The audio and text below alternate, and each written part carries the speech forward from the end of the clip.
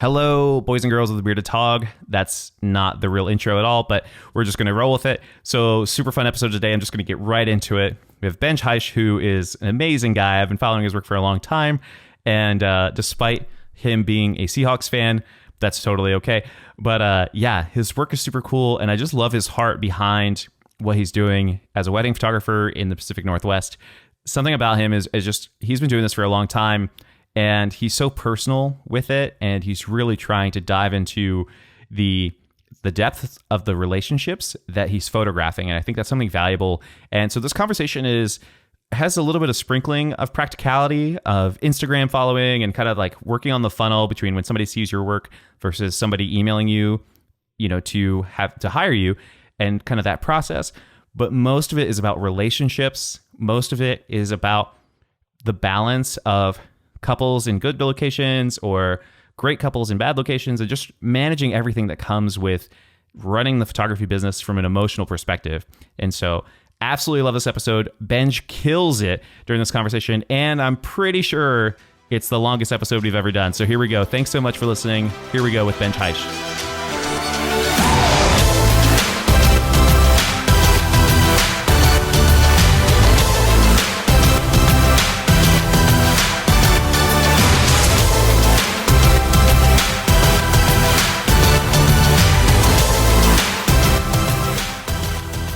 Benj, how do you think the Seahawks are going to do this year? Oof. It's a hard one, I was not expecting this question, but we're doing a full revamp, and I think we got some exciting guys, but we're losing out on, big guys like Richard Sherman, Michael Bennett, all that stuff, and it's going to be Russell Wilson's team, so we'll see. We'll see. What is that like to, be in that frame of mind where, as a non-Seahawks fan, it felt like they came out of nowhere, which they didn't. They were building, and you were probably watching, and destroy the Broncos in that one Super Bowl, which, as a Patriots fan, was the greatest thing ever. I was very excited about it. Yeah, like Richard Sherman, man, going to the rivals. He was kind of making his way out, for a while, and so. The thing about it is everyone in Seattle saw it coming. Not that he was going to go to the rival, but we knew at the beginning of the year when he was trying to hold out and all that stuff that he was probably going to leave anyway. And then once he tore his Achilles in that Thursday night game or whatever, he was walking around hugging everybody, and you just knew he was gone. So it obviously hurts to go to the Niners, but at the same time, it's like he's going to be a fun person to root against, which I'm sure the rest of the league knows. So yeah, it'll be good. Totally. I was wondering. I forgot about the tear, because I was thinking it was just like a social exit. Like a guy just doesn't fit the vibe of the team anymore. Well, I mean, I think that's part of it. It's like it was a dual thing. It's like, yeah, he tore his Achilles, but then also, he had a lot of kind of scuffles with the team and wasn't backing up Pete Carroll on a lot of things. So sure. Yeah. You kind of like everyone in Seattle knew it was going to be over, and then it was like a shock to everybody else in the world, right? Totally. It makes sense. Like now I'm thinking about it and it's coming to light. I'm like, oh, there's no better team for him to go to than the 49ers for his his stances that have become louder just on the NFL and gameplay and stuff like that. I'm like, oh, now that makes sense. Okay. Which I know is like not the best for team wise, but totally random. But that's the perfect I just wanted to stun you. So for the like 4.5 people who don't know who you are, give me a little. Or anybody that's still listening after like 2 minutes of football talk.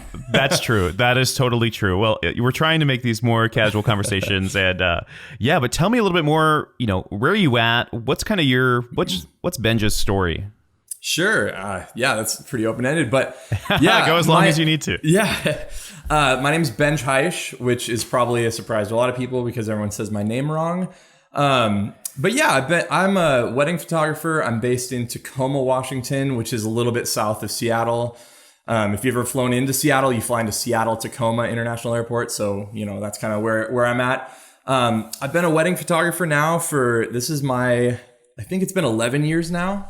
And I just completely, like a lot of people, fell into it, didn't plan on doing it. Just kind of enjoyed photography, and then people started asking me and paying me to take photos for them. And it just sort of snowballed from there into where it's been, my full-time career for a while now. And I've, just surprisingly to me, I just feel like it wasn't something that was going to happen. And, we recently bought a house and just all these things that photography has provided that I never thought would be possible. And one of the interesting things that just made me think of that is when I was graduating high school, my basketball coach that was my basketball coach all the way since I was like a little kid came up to me and was like, hey, what do you want to do with what are you doing with your life after this? And at the time I was really into music. And so I was like, I think I'm going to like pursue this music thing for a while. I really love like recording bands and being into that side. So I'll probably not be a musician as much and probably move in that way.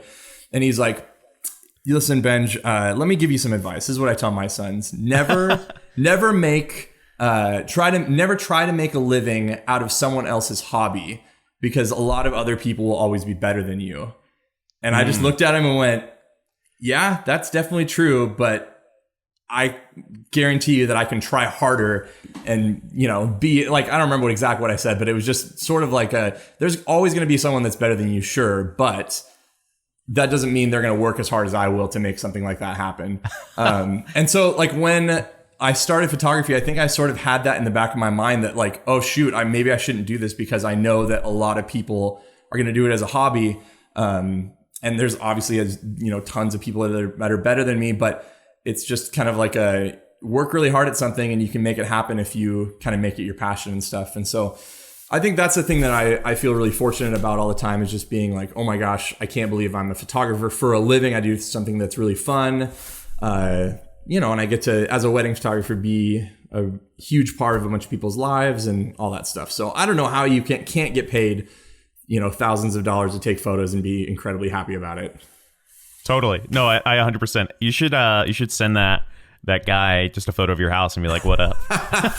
Or just, anything, and just be like, I don't know what your kids are doing, but yeah. That's the biggest thing in DC, and in a lot of big cities, but people always ask like, what do you do? And it's this dog eat dog kind of city, at least on the surface level. Mm. And we start talking and people hear that I bought a house recently and they're like, so what does your wife do? They're waiting totally. for what does the real person in the relationship do? And you're like, no, like I actually, this worked out with making photos.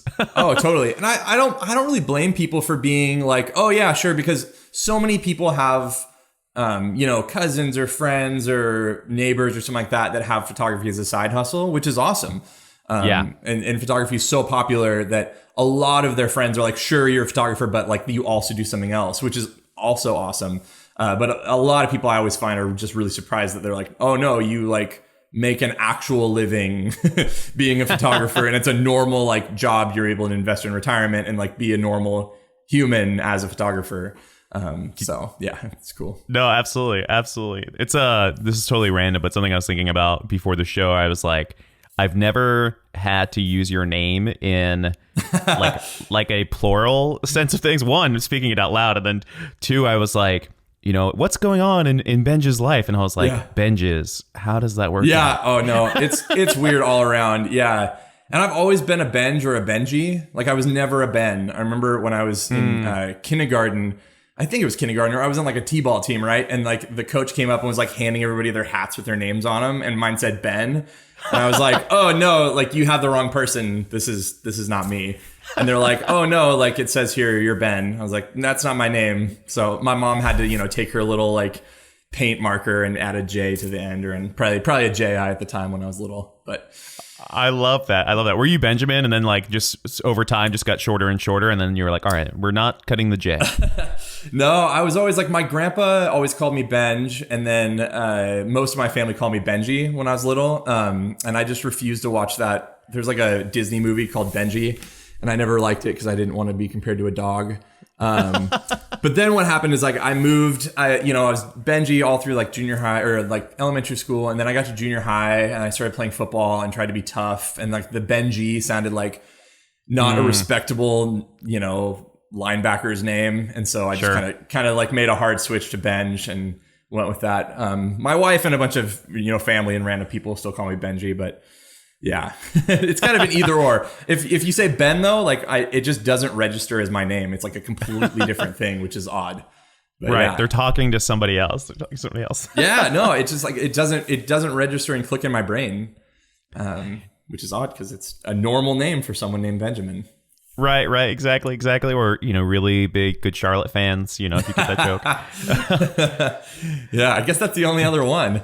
That's the nice thing though, is like, I never have to worry about domain names or usernames or anything like that. It's just like no one else is going to be named Benj Haisch. Like, it just... I didn't even think about that when, like the pain of having Adam Mason, like the whitest name in the planet. And it's just like, oh, yeah. Yeah. That's funny. I did like the social check recently because I was like, I wonder if that Instagram's available. Like, I wonder if that guy's not using it anymore. And nope, it's private account. He doesn't use it anymore. It has my full name. I'm like, dang it. Yeah, I even tried to just go around and get Benj on everything because even that's like fairly unique. And there's just a few things I wasn't able to get it on. So I was like, I'll just stick with the whole name, whatever. Well, if Elo ever takes off, you'll be golden. You'll be totally fine. Exactly. Yeah. That's awesome. So tell me, I want to we're going to ask some big picture questions, but, Sure. What does your life look like now, photo wise and just business wise? And how is that different, whether it's photos or your process from the beginning? Like, did you have a niche when you first started? And even if you describe yourself as having a niche now, like what would that be? So. Sure. Yeah. I think when I first started, there weren't as many niches. Like I started before. I don't know how long you've been doing it too, but I started before Instagram existed. I started before Facebook had groups. Sure. All that stuff. And so finding people's work from kind of around the world and stuff like that wasn't as, I don't know, there weren't nearly as many niches as before. And so when I first started, it was just like, I'm just trying to like look like a wedding photographer. That's what I was trying to do, honestly, just trying to make my work be something that, like you could look at it and be like, oh yeah, this guy knows what he's doing as a wedding photographer. And I think over time as you progress, that's kind of like, once you fall into being more comfortable with being at a wedding and or whatever you're doing, right? And then feeling like more of you is being put into and more of your personality is being put into your work, that's kind of how your style gets refined and you figure out what things you value and what things are interesting to you. And that stuff starts to play out more and more and more into your style and into your niche. And for me, I was... For people who don't know my work or whatever, a lot of my stuff is very like outdoors and I live in the Pacific Northwest. And so I grew up out like, my summers were spent on a lake or, the winters were spent on a mountain skiing and snowboarding. And so that kind of being outdoors and camping and that whole thing was just so much a part of who I was growing up. And then I kind of realized as I was shooting these weddings that my whole summer and my whole identity of who, I was and what I used to do, didn't happen anymore because I was spending all my weekends in urban environments and being in places that I just wouldn't normally be. My friends would be out, camping or out wakeboarding or something like that. And then I would be, in the city at a wedding, which is fine. And I still like love city weddings and love shooting, but I kind of realized like, I wonder if there's other ways that I can do some of the things that I used to love doing during the summer, and make it part of my work. And so I had a few kind of opportunities to shoot things like that. And then try to just post that stuff as much as possible to try to just get other like-minded people that would love to get married on a mountain or get married in the woods or get married, in the middle of a camping trip or something like that. Because that's just the stuff I love to do during the summer anyway. And so I found that once I started sort of communicating that to other people that, man, if you have a wedding outside in a state park or a national park, like no one's going to be more excited than me to go photograph it. And so I found from a lot of people, I've had people that were trying to book like, super well-known and high-end wedding photographers for weddings in like a snowy environment or something like that. And then they came across one of my posts about how much I love photographing weddings in the snow. And they're like, oh my gosh, well, this guy's work is great. And we know he's going to be so pumped to be there that like totally we're going to hire him. Yeah. And so, yeah, I think that's kind of like my transition into this sort of niche that I'm in, I guess. But but then also, yeah, how I kind of stay in it and get people on board and that kind of thing. Yeah, because it just, that's the stuff that I would love to be doing regardless, on a weekend or a weekday if I'm shooting an elopement or something like that. Anyway, it's like, yeah, I would love to be hiking through the woods and getting paid thousands of dollars to do it at the same time. Totally. I mean, it's not a especially for your personality, it's not a hard bargain if they're like on a random Thursday, they're like, hey, Benj, we're going to go, snowshoe hiking or whatever. Do you want to come with us? Yeah. And like, that's something that you would say yes to either way. Yeah. And I think some people get scared of that. Like, oh, well, can I still make that work? And you're like, yeah, but it's like, you're an even better fit for this particular thing. And I always I try to associate photography and like our artist, industry, if you will, with like non-artist things. And I'm like, guys, like plumbers have specialties and carpenters have specialties. And like, I've never seen a plumber that was really pumped up about anything. And I guess that's a pun. I didn't even plan that, but that's a pun. But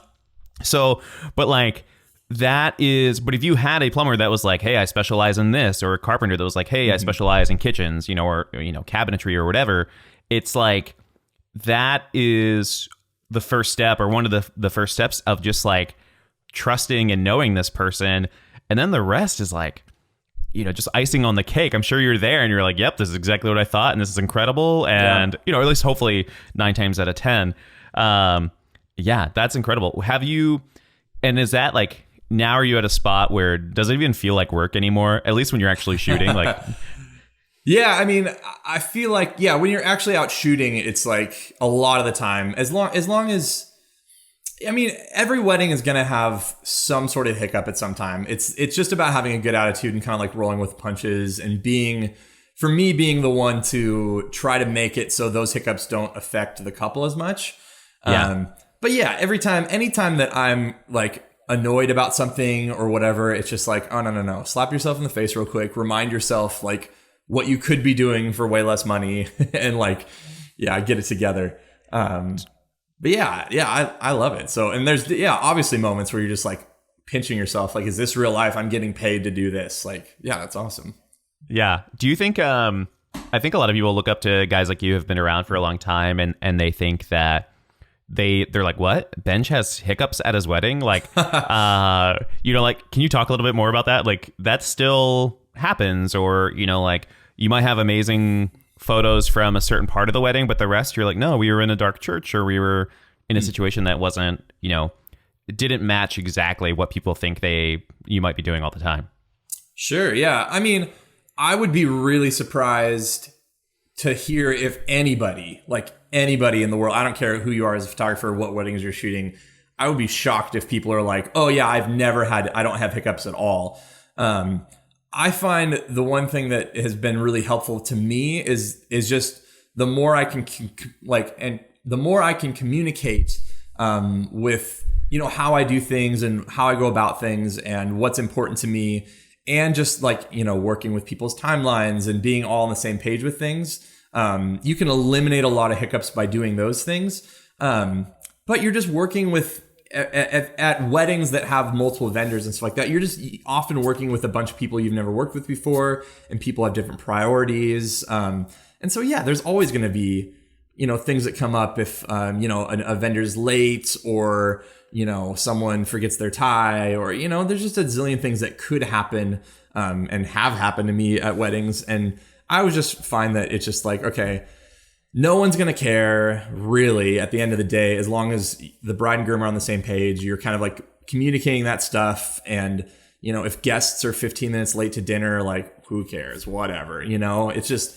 for me, it's always creative problem solving, trying to get people to, be okay with things, get perspective. And then, just make sure that I can provide anything to the couple and their family and friends that, can kind of put people at ease as possible. But I run into issues with lighting and different vendors who have different priorities all the time. And it's just, trying to compromise with things and work together to get things that they need and that I need. And it's just, I feel like it's about like being like a really good politician at times. You're just like trying to like make good compromises and make sure everyone's happy and still get the stuff you want in there. Right. It's like this humble, yet assertive / helpful, you're I feel like sometimes I'm like a bodyguard between the couple and not necessarily a planner, but maybe it's a mom or somebody or even a bridesmaid that's like, hey, let's take this kind of photo. And in the communication that I've had with this couple for the past year, they have communicated to me that is not their style at all, or it's like not their thing. And I kind of look at the bride and groom like, hey, is it something you want to do? And most of the time I'll usually be like, yeah, let's grab that real quick. Or like, totally. Try and just stay happy and ride it out. And then you get that email after the wedding and the couple's like, I can't believe you took this for that bridesmaid. That's so funny or whatever. Thank you for like, pleasing them or, but I think too, and I asked you that question because I feel like in our industry, and it's something that I am wrestling with, searching for after a few years, is we have this idea of like the ideal client. And I think people think that when you have an ideal client, there's no hiccups still. And I wonder if there's like, it's not a puzzle piece that fits exactly. It's like a threshold. And you say like, most of my couples this year are 90% awesome. And we had a few hiccups here and there, or if like the hiccups shouldn't even be considered. You're like, no, this is a great client. And we just happen to be in the people business, Yeah, no, totally. I think, and that's the interesting thing going back to the niche conversation. It's like, I don't really honestly care if a wedding is like on a mountaintop or in a forest or in some beautiful location, if the couple isn't just like super in love and doing it for the right reasons and, really appreciative of their families, really, that whole thing. Like I could photograph someone in like the worst location possible. And if they had all those attributes, then it would be the best wedding ever. Right. And vice versa, like I could be photographing a Yosemite wedding, like on some cliffside somewhere. But if, family's fighting and things are just rough, it's like, yeah, we've all been there, but that's going to be less enjoyable for me than like photographing something in really difficult lighting scenarios where it might not be portfolio material in that way. And so it's just, for me, it's always about trying to like be empathetic, get perspective, go, okay, like why maybe this person's just having a really bad day. A lot of people don't go to a lot of weddings and they're really stressed out for a zillion different things. And just trying to give people a lot of grace. And when there are hiccups or there's family that are fighting or, maybe the bride's really stressed out and it's like she's taking it out on you or the groom or a groomsman, or, there's just a zillion ways that people handle stress in different situations. And so at least for me, I try to just kind of like let it go and, as much as possible and try to make things the best that they can. And like I said, a lot of that's communicating in advance on like what priorities are and knowing from them what they want and, all that stuff. But, I think a lot of us focus a lot on like ideal client, and then that ends up being more of a style thing and less of a heart thing, which becomes the bigger issue in the end for me. Because I would rather have like our hearts and our values and our perspectives be aligned than our exterior styles of locations and stuff like that. Obviously I need people to be on board with the style that I bring as a photographer. Right. And like personally, I can communicate that I just like love doing that other stuff. But I definitely shoot a lot of weddings like in the cities or at traditional venues and stuff like that for people who are like, no, I know what you value in, I see what you value in your work by the photos you produce. And I value the same things too. And so I would love you to photograph my wedding, if that makes sense. Yeah, absolutely. I think, I wonder, and you would know this better than I would, which is why we're having you here. But it's like, I wonder if those elopements and weddings and just this value on beautiful places and scenery and these like an intimacy, if you will, because I feel like a lot of your photos are intimate. I think that came first. I think the value aligning came first, and I think maybe your first set of couples that you're doing that way, they were like, yeah, we love being outdoors, we love each other, it's very feely. And now you're totally right. It's like, it is just a style essentially, or it's like the new materialism. It's not a certain kind of dress. It's, like how crazy it's like keeping up with the Joneses. It's like, what's the Lambo of like wedding photo locations? And at the same time, there are folks like us who, you don't see the behind the scenes, or you don't see like the bad lighting or whatever like that. But it's like, no, people are still like grinding it out. Yeah. Well, and I think kind of what you're saying there too. Like, I've definitely run into people that you're like, okay, you actually have no big connection to the outdoors. Like, you're not an outdoorsy person, but it's just like this doesn't mean what it means to other people. Sometimes it's just, I feel like sometimes, and I feel bad for some people and couples and stuff like that they feel like they might not have the budget to do something big. And so they're like, oh, I'm going to make my photos impressive by like eloping or whatever in an amazing place. But it's like not a connection to them and whatever. And that's just kind of what Instagram and the sort of social media world we live in kind of tells you need to do, is make everything impressive and looking amazing. But yeah, I find a lot of my couples are just sort of like me, that's just like, that's what they would want to do anyway. They would love to be like out camping with their friends. And so why wouldn't they just like save a bunch of money and do their wedding at a campground instead of a formal venue or something like that? Exactly. Yeah. I mean, it's the same people that are eating like meals prepared in advance out of the bags from REI. And it's like, of course we would save money on those things. We don't care about that, but we do care about, photography and memories and like the feelings that we get from experiencing nature together, So I love that. That's awesome. Totally. So what is kind of like it sounds like, so you've had hiccups, like, can you tell me like a horror story? What's a Benj Haisch horror story, just to get honest here? So, if anybody's ever like, Benj, nothing bad happens for you, you can just drop this podcast in their DM and be like, listen, tell me a horror story if you got one. Oh man, I'm trying to think of things.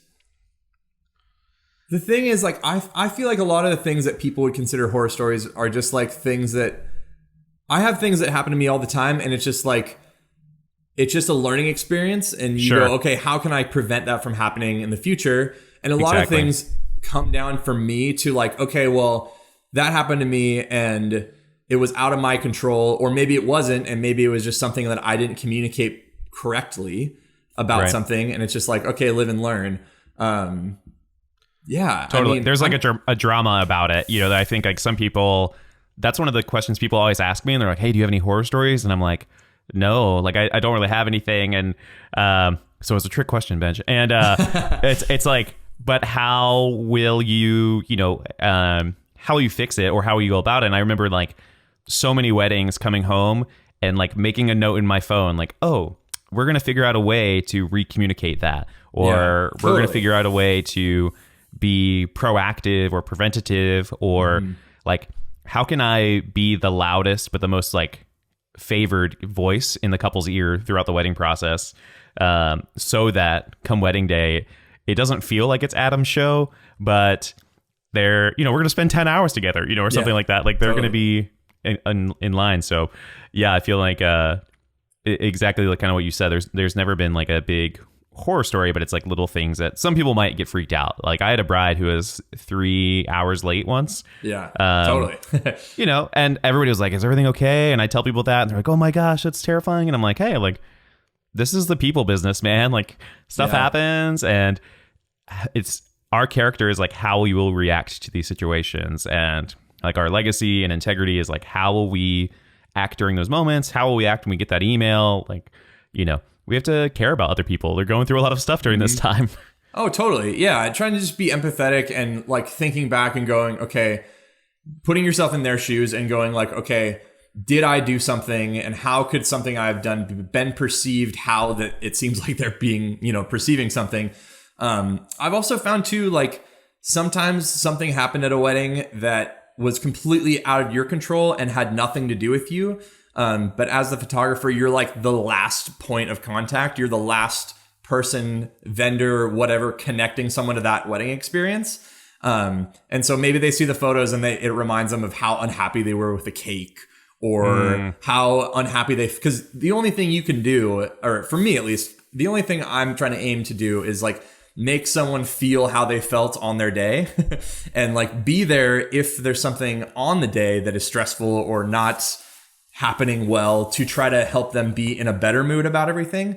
But my goal is always to make people go back to how they felt that day. And if my photos brought them back to a feeling that they didn't enjoy. Sometimes it's one of those things that you're just like, okay, well, you're the last point of contact and they're probably actually angry at something else, but maybe you're getting the brunt of it because of, just the fact that you're the last person that they can talk to and yell at. Exactly. It's like, there could be these situations, but it's almost like photographer PTSD, or like we have no idea, like we have the sense of the feeling that happened in a certain moment or situation or a room. And we're like, yeah, I think that was a positive experience or, or like, I always think of like during toasts, even if somebody is like assigned to do a toast, you just read people's looks and you're like, oh, this person you can never tell when it's somebody that everybody loves. You're like, oh yeah, this is going to be great. Like there's probably one grumpy person here that's like, oh, why did he get to speak? But then when it's somebody that like, you're like, huh, who's that? Or what's going on? And you're like, something happened here.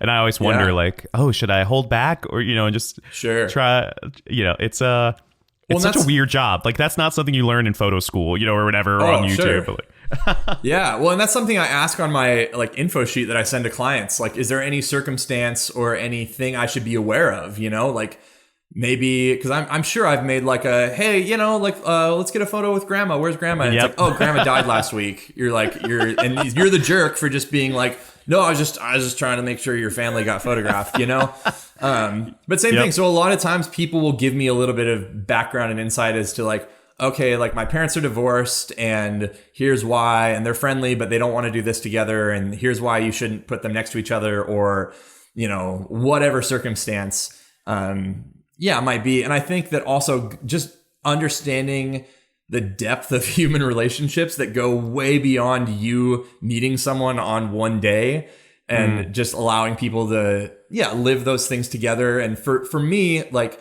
trying to be a vendor and understanding that I'm just a wedding vendor. Like I'm not going to be your best friend. I'm going to try to photograph it as if you guys are just good friends of mine, but knowing that like, maybe mom is going to be more important to speak into someone's life about something than I will, even though I have more experience as a wedding photographer.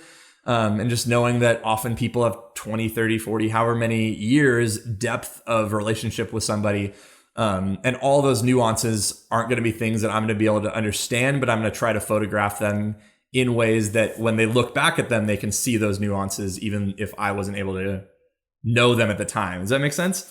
No, absolutely. Absolutely. Is there something that's evolved in your business or like one or two things you can think of where like you've gotten better at relationships or just kind of even just reading the room or reading the couple that maybe your first or second wedding, you were like, I had no idea.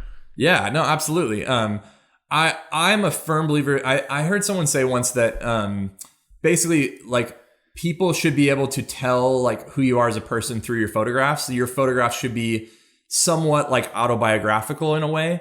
And it makes sense. Like if you're at a wedding and you like really love like stylistic things and like you're just naturally going to spend more time photographing the things that you enjoy and you put value on. And so as I've like sort of evolved as just a human, right? Like I'm definitely a different wedding photographer than I was when I was dating my wife. And when I got married when I was engaged to her, I became a different wedding photographer. And when I got married, I became a different wedding photographer. And like after like one of my grandmas passed away and I remember the wedding after that, like I photographed it differently because I had that priority of like what I would give to have, a good portrait of my grandma before she died at some point, and things like that. Like the more you just kind of grow as a person, hopefully your empathy dives deeper as well. And now I don't have a daughter, but I have a son, and just thinking like, man, like the relationship between me and my son, now I have a completely different perspective on the relationship between the parents of the couple, the bride and groom, or the groom, whatever the combination is. The perspective of the parents in seeing their kid get married is just such a different perspective for me. And I see such a deeper value in what those parents want to see out of those wedding photos. And for me, trying like at the beginning, I was like, I'm going to make good photos for the couple and hopefully photos that like work well in my portfolio. And now I'm trying to think of like, okay, I want to make good photos for this couple and for their family members and for their parents and for their grandparents and maybe for their future children. And like, I just realized like my legacy as an artist or as, whatever I do for my career isn't going to be like an architect in a building or a painter in a painting that's going to hang somewhere. It's most likely the legacy is going to be in photo albums that pop up every 10 years or in, stuff that is able to capture something that has nothing to do with me, but also has something to do with me in the fact that I put myself and my priorities and who I am into those photographs, even if the people later on in life, when they see them, won't know that I was the one that did it, right? Yeah. Yeah, it's one of those things where it's like the legacy vibe is, and people think about this, if, the way you think about it or I, is like we want these photos to, it's not about us. Like you said, like it's only like a sliver, like we're telling the story, but the only reason we're valuable is because we, hopefully we were able to get an authentic taste of who those people were and show that. Like I always say to my couples, like the largest compliment I've ever received was from a couple who was at a couple I photographed or photographed their wedding. And that couple said, Adam, their photos look like them. Like when we think of this couple, like your photos describe them and describe the party that I think that they want to have. And I was like, that's what I want. Like that is my chief goal. Like not like, oh, she looks really good or it looks this way. Like I want photos to look like them. And so you put that into your processes and stuff like that. But yeah, it's people, I don't think a lot of folks in our industry like realize that's the deal. And people don't think of kind of like, you weren't thinking of the groom as a young boy spending time with his dad before Oslo was born. And now like this also even plays into too, just how dads and parents see their children, because unless that bride or groom has been living with the parents their entire lives, a lot of times too, this even happens with their own parents. This is such a weird conversation, but as our parents, like they don't see 28-year-old bride or groom. They're still seeing like 15 or 17 or maybe 5 years old, or like Oslo's age. You're spending a lot of time with Oslo now, that changes in the next 5 years, 10 years, etc. And so sometimes these things will happen and you feel like they're cheesy, but you're like, no, like Benj is seeing Oslo not at 20 years old being married or whatever. Seeing Oslo as like 2 years old, and we used to walk around parks and he used to be in your back, and like that is insane. And so that just makes me want to like hold the button down and just like shoot as much as possible. Yeah. Like that's what our job is, man. Like that is, I don't know, like kind of you're talking about, like that's helped me just the overall perspective. It's not, and like the deaths in the family definitely have helped a lot. And then also just the joys, like, and it's kind of cool. Like for me, I know when I was engaged, I like cried at every wedding. It was awful. Cause I was like, oh man, this is such a big deal. Yeah. And it was, I wonder if my work like changed based on that, but it's finding out, you see, fathers when they talk about their kids or moms when they talk about their kids, and a lot of times you see a relationship that either is one you have that reminds you of something you have, reminds you of something you didn't have, or like shows you something, and it's just so powerful. And I'm just like, man, like, this is what we get to make photos for. And sorry, that was a long rant, but that's like, yeah, I don't know. That's the best job in the world. I always tell people, they're like, do you like your job? I'm like, of course. Yeah. like that's what this is for. Like, we just need money for our time and appreciating, capitalism. Like that, we just live in that society. Yeah. Like we'll keep figuring it out. But like, yeah, like I would shoot weddings for free if it was all people that shared the same values, and we could take care of everything. But no, totally. Well, people ask me that too. Like if you won the lotto, like, that whole thing, like what would you do if money was no object? And I guess I would shoot a few less weddings, but I probably still shoot some, because it's such a good picture of, it can be such a good picture. Well, it actually is, regardless of humanity as a whole. Like you have all these relationships and everything about someone at that moment coming together. And that's what's just so cool about it. You see so much depth and relationships. I know you were talking about that. And so I have a slide in one of my presentations and one of my talks I do at workshops and stuff of a father of the groom giving a speech. And I was like, just talking about how like this is super impactful. And then I gave that talk like a month after my son was born. And I was going through it, and like as I was saying it, I was like just started like crying uncontrollably because it meant such a different thing to me. Right. And it's exactly what you said is like that dad wasn't proud of him at that moment in time. He wasn't like, man, what you are currently right now is what I'm incredibly proud of. It's like, no, he was thinking about all like the first time he held him, the first time that kid crawled, the first time he walked, the first time they, played soccer together, like all those things like mounted up to that one moment. And that's why that dad was overwhelmed. It wasn't because of like one particular aspect of how he looked that day or something like that.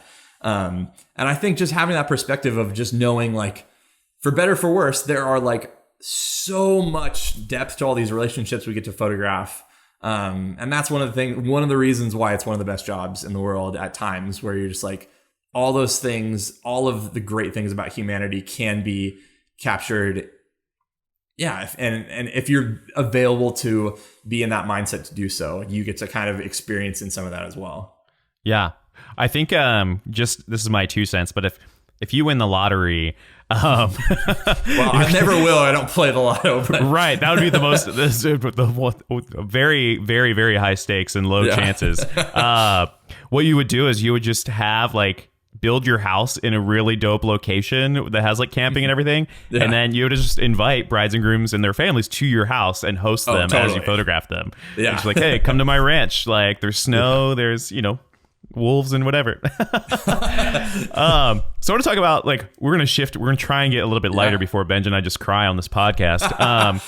But what is something tell me, let's go back to just branding and just give me some of the rules that you have for yourself for photos you show and photos you don't show. Simple as that. Like, sure. I think the easiest thing is just show more of what you want to shoot. I'm sure like people have brought that up a zillion times if that question's been asked, but like I try not to. It's kind of a complicated process in how I market, but essentially it's a big funnel. So I'm trying to things I post on Instagram and things I put out there to like the wide breadth of the internet for the most part are just trying to get people to like slow down, stop, and look and fall into that funnel of like looking deeper and deeper into my work and seeing more and more stuff. So for me, one of the things is like I do try to post on my Instagram at least like one photo at least of every couple and every wedding that I photograph, regardless of where it is or what it is. Because if you can't take one decent photo that you can post online at every wedding, like you should probably. Well, actually, you should just probably try to get better. That's all. You shouldn't quit or anything. Just try to get better at it.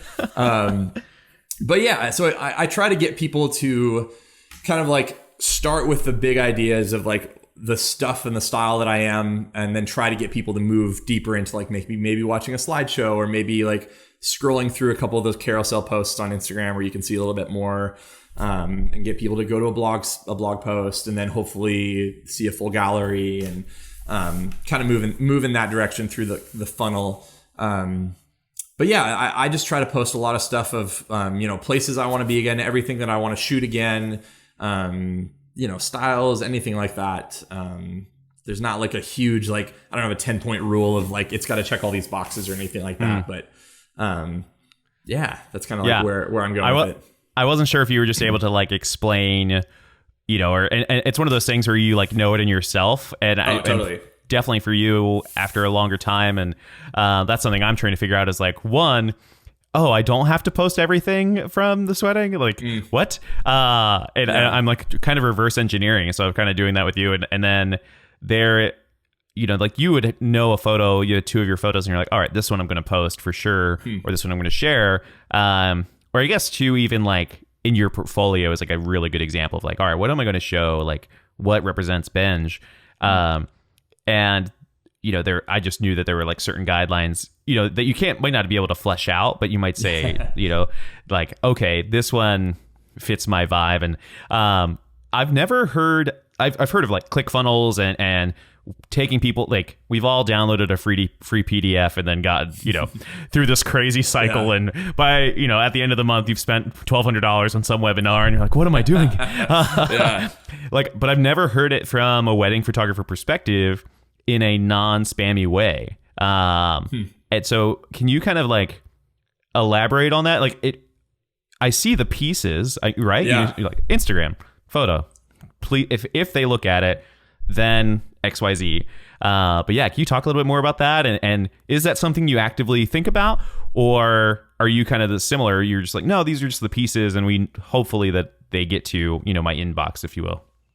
Yeah, well, it's hard to kind of like tell where people are at too. For me, Instagram is like a scrolling daily portfolio of hopefully semi like eye-catching things, and there's times where I try to interject kind of like what matters to me and stuff like that, and sometimes it's just like, no, I don't want to post a photo that will stop someone. The idea is like I just want to stop someone from scrolling enough to like look at it and be like, like, am I going to like this? Am I going to comment, engage, or whatever?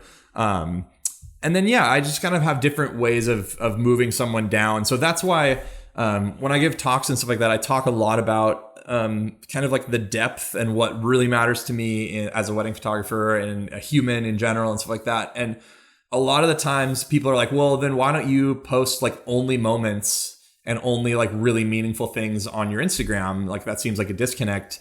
And the best way I've been able to kind of like describe it is like, no, it's just like Instagram for me is a scrolling billboard. And if I only posted like moments and things like that, they would be harder for people to see the depth because you're seeing it on such a small screen as you're scrolling through.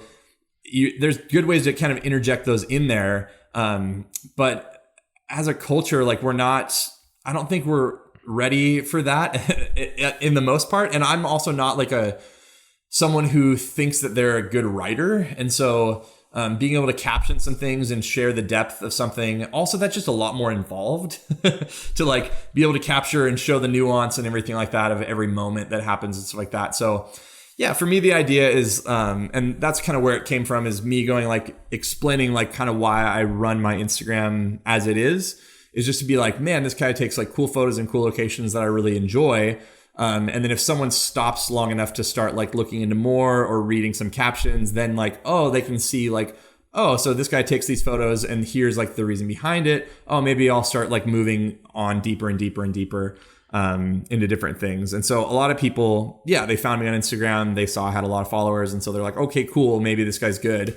And then, the idea is just for me to kind of like move people through all the way down to when someone does inquire with me, I'm like, okay, now make sure you look through some like full galleries.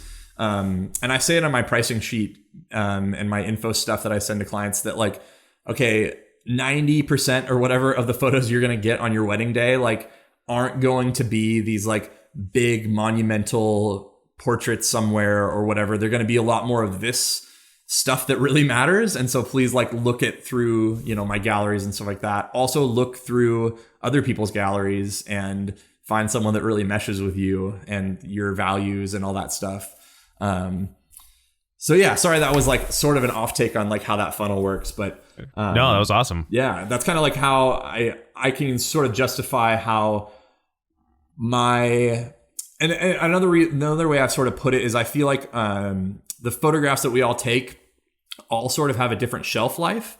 And so when someone first gets married and like, boom, like they're going to post, their favorite wedding photos, those photos that they post on their first anniversary are going to be a lot different than the photos they post on their 10th anniversary, most likely. Yeah. And so thinking through from that perspective of going like, that same funnel applies there where people are like going to post a bunch of like the really impressive stuff that like is really fun and all that kind of stuff that, is going to impress their friends and whatever. And then the photos that they post, in 10 years or 20 years or whatever are going to be all those other things that like didn't matter as much at the time, but now are significantly more important. And so I sort of try to market and stuff like that in that way, catch people with like the stuff that they know they're going to post at the beginning, and then make sure that they know the significance of the other stuff that I'm going to capture going forward, right? Yeah, dude, I love that. That's like, even if we think about like the billboard, because I just love to get practical here. Like, if I love think about the billboard idea, but, for your favorite pizza shop, the billboard's not playing a video about where the chef is from. Yeah. That's something you might be interested in a few steps down the line. The billboard's just like, hey, here's some baller pizza, here's the price, or, if you love deep dish, ours is the deepest, whatever. Totally. And then like, yeah, if that already excites you, if that like hits that trigger for you, etc., they're going to have a photo of the pizza most likely, and they're going to walk through it. And then, for me, if somebody's going to email me after this podcast, they're going to email me like, Adam, have you ever heard the history of Giordano's in Chicago? And I'll be like, no, please email it to me because I would love that. And then I will order a freeze-dried one. But like that makes sense. And then also too, I think people, now once a client has kind of gone through that funnel for you, I've experienced this a little bit as I've kind of tweaked things on myself, but I'm no longer attracting folks who are just looking for a wedding photographer. You're getting people that either love your work or love your style or love your heart. And it does make the process a little bit more relational, at least. I'm not even going to say easier. It just makes it more relational. By the time they get to your inbox, they're like, oh, like, hopefully we know Benj, a little bit. Yeah, no, totally. Yeah. And a lot of people are like, do say that, like, oh, we feel like we know you already. And oftentimes, like when I show up to a wedding, it's like instant hugs with people and stuff, because it's like, oh, now we've like been following each other. We like kind of understand who each other is, even if most likely I've never met them in person. Right. Right. So yeah, that's always like kind of the cool thing about one of the good parts of the internet, right? Yeah. I'm in the DMs. I follow my couples like immediately after they book, and I'll legit, pretend they're a friend, or not even pretending. I'm like, no, your totally. content, Instagram's doing the job of putting your face in front of me. I'm going to comment on it and say, hey, you're killing it. Or like a lot of my couples are working out or whatever. Or they just bought something for the wedding, or they bought a house. I'm like, hey, let me know if you need any help. Let me know if you need a night off with pizza. Like it's one of the biggest things, and I'm not sure, it sounds like this is like a similar process, but I've gotten addicted to the idea of showing up to a wedding, and hopefully I've done a portrait session with the couple because I really enjoy doing it. Yeah. And everybody, you walk in that room, and either it's bride and bridesmaids, groom and groomsmen, some parents, some friends, and they're like, did you take their engagement photos? And you're like, and it's like a trick question. You're like, I don't know. Did you like them? And you're like, yeah, I did. And they come up and hug you and kiss you. And they're like, here's all my money. Here's all the pizza. This is like my life dream, is just somebody handing me pizza. But it's like this, you've won their trust and their heart already. Like a wedding I had 2 weeks ago, we went to their parents' cabin that's like in Mystic, Connecticut, like good old school New England vibes. And this is such an insane story because this is, I live in DC, and we took out their private little raft dinghy to this private island, and we did the engagement session on this private island with nobody else around. And like, it was so personal for them. Like, they spend the weekends here, and their parents spent their weekends there.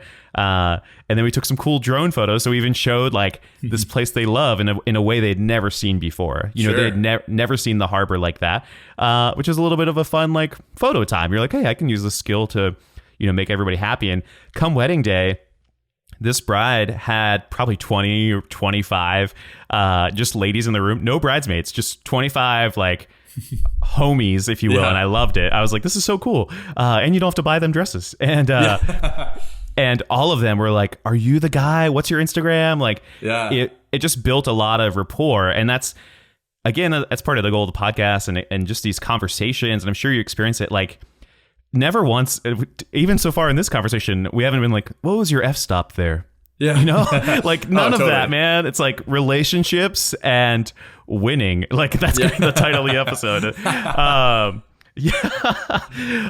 Man, it's insane. Yeah. And you're totally right. Like, I want your wife to style my house just because I'm like, oh, like I started following her. Awesome. And it's really cool. And I know she's struggling with like mom stuff or post being pregnant and stuff like that. And I'm like, hey, you're doing totally fine, but you don't know me, keeping boundaries, but you're doing great. Awesome. And it's really funny. I do have a funny story for you. I wasn't going to say this, but I've been following you. And we're almost going full circle because we're going back to the Seahawks. But yes. So I was the head photographer for a music festival called Creation. That right. Shot the East Coast, and then Minnesota. They owned a festival called Sunshine there, and then I shot in Enumclaw. So funny. And I met this guy named Jeff Marsh, and we bonded so well, and I was like, this guy's so cool, and he's a little bit older than I am, and I was like, I got this gig. I have no idea. I mean, he could even tell you. I think I was 21 and was head photographer and like leading the volunteer teams. Awesome. Yeah, it was incredible. And I've always been like punching up above my weight, and which is really hard for a large bearded man. And so, and you know, like meeting him was so cool, and we had a lot of fun. And I think some of his footage and some of my photos like made it into the Switchfoot Fading West documentary, which is really cool. Awesome. And so Jeff and I just kept up and kind of had conversations. And then he was shooting Seahawks games with you. And I was like, what in the world? Yeah. And I loved, like, that's something even to this day. I'm not sure if that's still happening for you guys, but like even that, you guys made professional football players and the game experience like this very intimate, like shooting at 1.4 vibe. And it was incredible. And like, how did that gig come out? Because like, obviously, you know, you shoot weddings, and then, but that's not a gig you're going to say no to if you can. Or at least I hope not. Like, how did that work out? Just going it back to Seahawks. Yeah, no, totally. Just full circle. I love it. So I emailed. This is like a completely. I get emails all the time from people that are like, oh my gosh, I want to shoot like the NFL team in my city so bad. Like, can you tell me how to do it? And I'm like, well, here it is, folks. So here's what I did. I emailed someone about a lens on Craigslist, and he said, and I emailed from my business account just because that's whatever it showed up as. And he emailed back and said, hey, I'm really sorry that lens is already sold, but I looked at your work and I really like it. And I'm looking for another person to complete like a little team I have to shoot the Seahawks. We have a preseason game on Thursday. It's like Tuesday or something like that, Monday, Tuesday. And I got one more spot available. Do you want to come out and do like a tryout to see if you'd want to like be on the team for the year? And I was like, oh yeah, sure. And this was like, honestly, I think I was only shooting weddings for like a year or two into it. But the guy was just like, yeah, totally. I think like, you know, wedding photographers have to like shoot in a bunch of different scenarios, and like they're not always able to direct things, and they still have to get good moments and get how people feel in a moment, even if they're not the ones, you know, like directing that thing. And so anyway, like total fluke thing. And I just started shooting, and I shot for the Seahawks for I think 8 years. And it was just the most random thing in the world that it just kind of popped up. And yeah, it was like just super, super fun. It was something completely outside of, you know, like the whole wedding scene and stuff like that. But I feel like it really, the reason I did it wasn't because I made any money, because I didn't, literally made $0. Sure. But the idea of having to come up with like, you know, good compositions and really, kind of like predict what's going to happen next, and know where someone's going to be, or run, or anticipate a moment, or, you know, all those different things, and try to nail focus at a shallow depth of field, and all those things were just things that like I had no control over, but I really wanted to be better at. And so I think it definitely helped me just be a better photographer and see light where things were bouncing well and where they weren't, and anticipating when someone was going to walk through that light or that scene or whatever. Yeah, and the funny thing out of all that too is like me and Jeff both have quit within the last couple of years, because the organization, I mean, maybe I'm speaking completely out of turn, but the idea that I got out of it was that they just didn't really care about that feel and that vibe, and that kind of like more artistic and more different approach to shooting sports is just something that they didn't seem to value at all. And so I think it was just a little bit like photographers from like all over the world have emailed me about like, oh my gosh, I've never seen sports photographed this way. And it wasn't anything mind blowing. It's just like, no, I'm just like shooting it as a wedding photographer would shoot it. Right.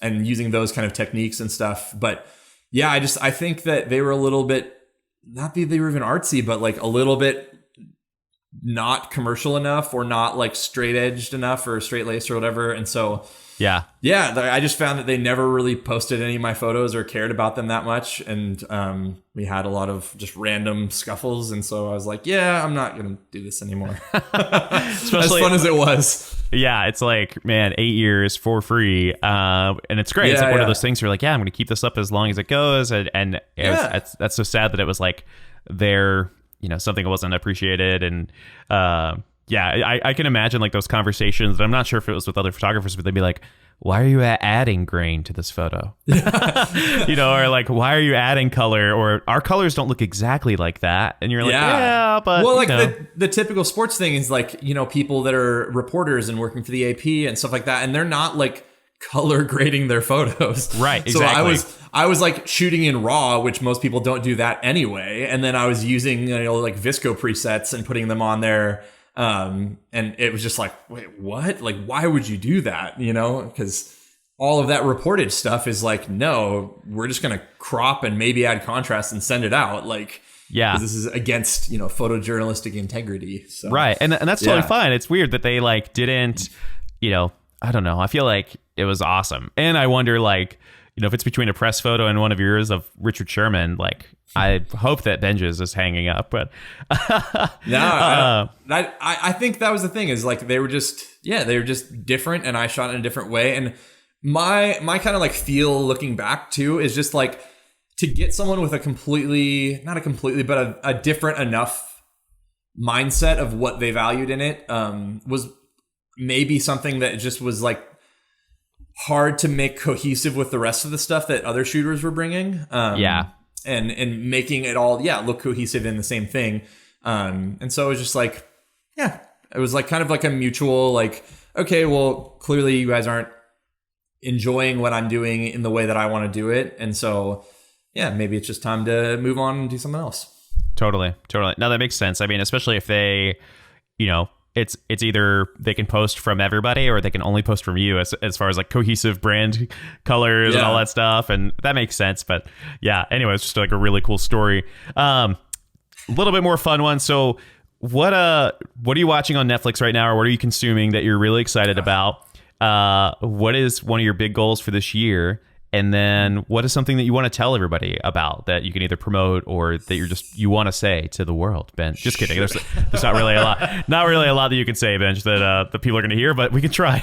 No, yeah. Okay, so what am I consuming right now? Well, we're in like kind of a dead zone. It's like when we're taping this, at least it's the end of May. It's almost June.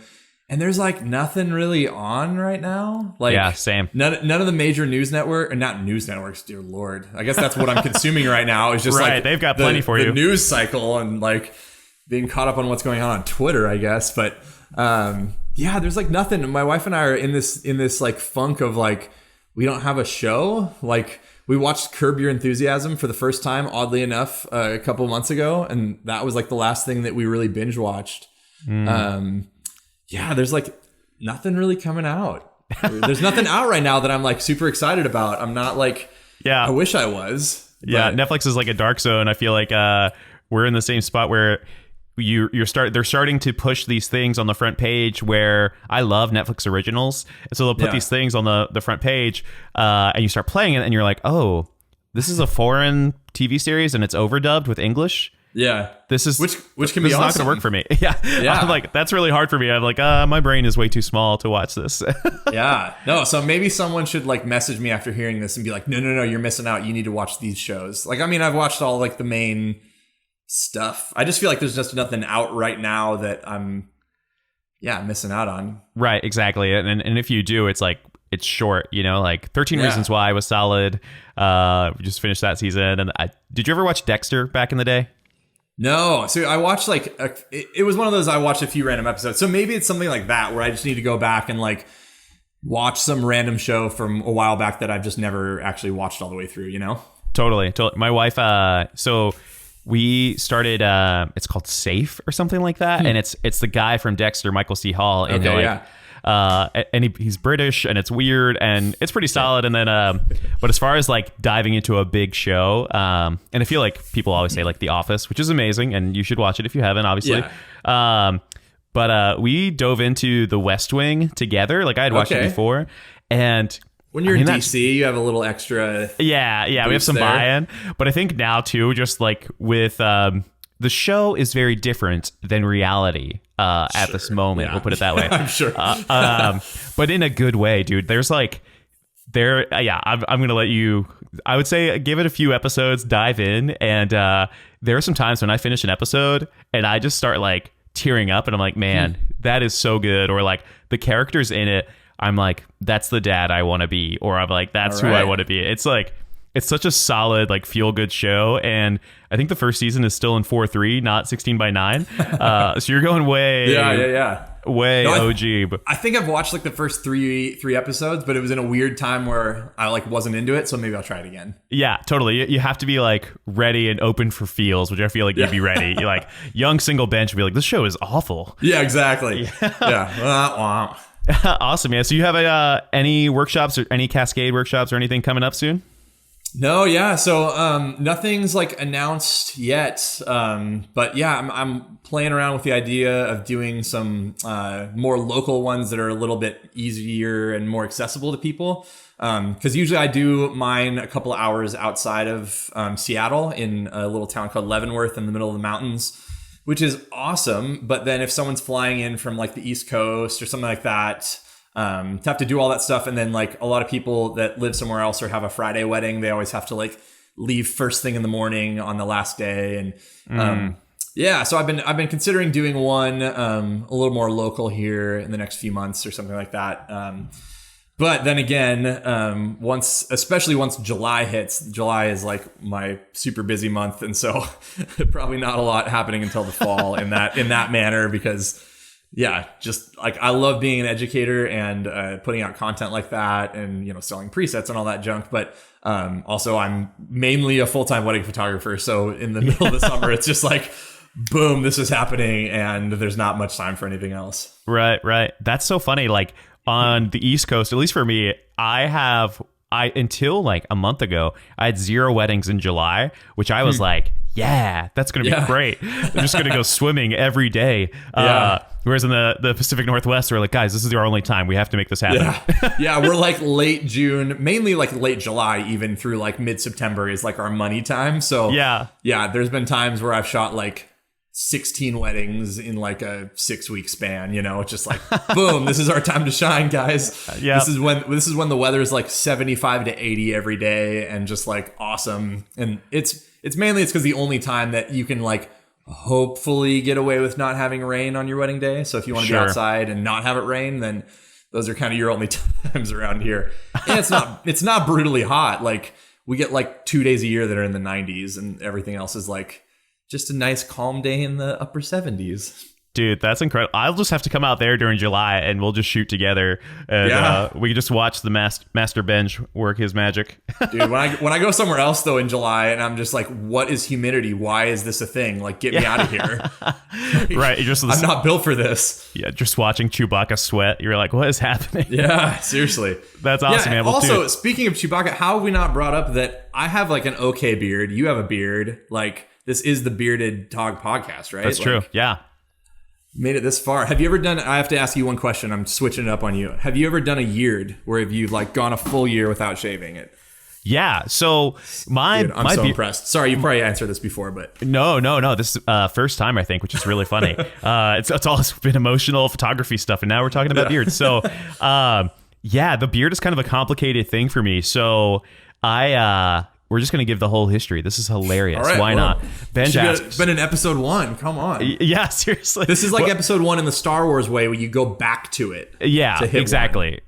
Like we'll just tag episode 1, everybody go back to that. So, essentially for me, started growing facial hair. I mean, I started growing facial hair like most guys do when they're like, oh, I don't want to shave anymore. I'd